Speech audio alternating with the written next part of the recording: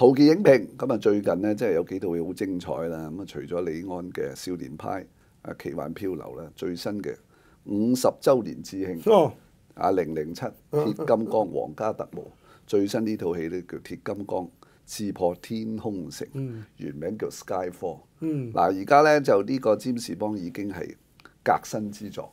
自從喺2套之前新拍嘅《皇家賭場》，揾咗呢個英國粗獷型猛阿 Daniel Craig 去做呢，已經唔同晒嘅，即係而家啲原著已經拍晒㗎啦。咁啊呢套呢13本啫嘛原著。係啊，拍晒。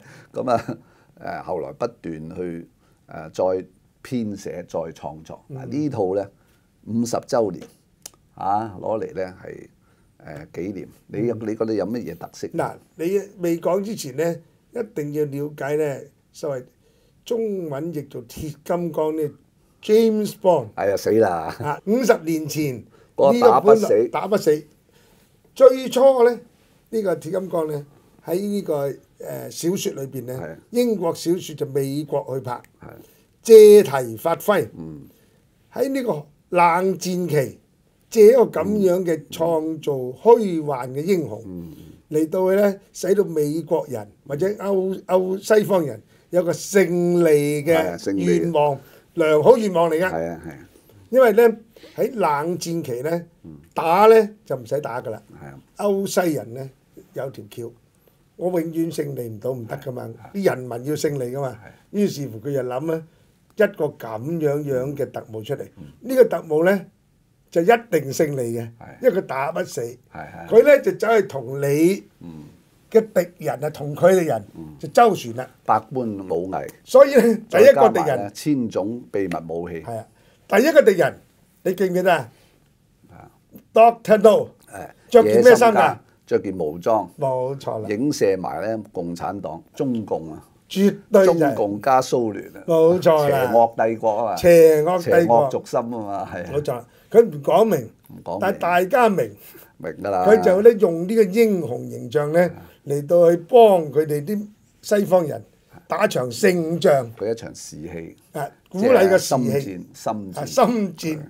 話呢套戲都好嘢，呢套戲有冇邪惡帝國啊？2個。2個係啊。一明一暗，明嘅咧就話嗰隻光碟咧係俾自己有咧一個以前嘅特工攞咗。呢個咧就自己嘅心窩或者自己內裏龍女雞咁然後咧就特登泄漏俾中東嗰啲恐怖組織，恐怖組織於是知道咗之後就捉晒你嗰啲臥底嚟殺。嗱呢個咧係咪你話嗰個真正嗰個奸角係自己有啊？係。但係咧一借呢個奸角點可以行惡咧？係因為恐怖組織啊，恐怖或者拉登喎。好啦，咁啊真正嘅敵人係拉登喎，但係唔係唯一嘅敵人。嗱，我一睇嗰個片頭咧，好精彩喎。咁啊，突然間有2條飛龍出，我話死啦！未見過嘅，哇！從來占士邦片頭咧都未試過飛龍啊，未試過。呢個飛龍卡通嚟嘅，係啊，呢個象徵中國崛起啊！好啦，咁我就睇睇中國嘅形象點表述。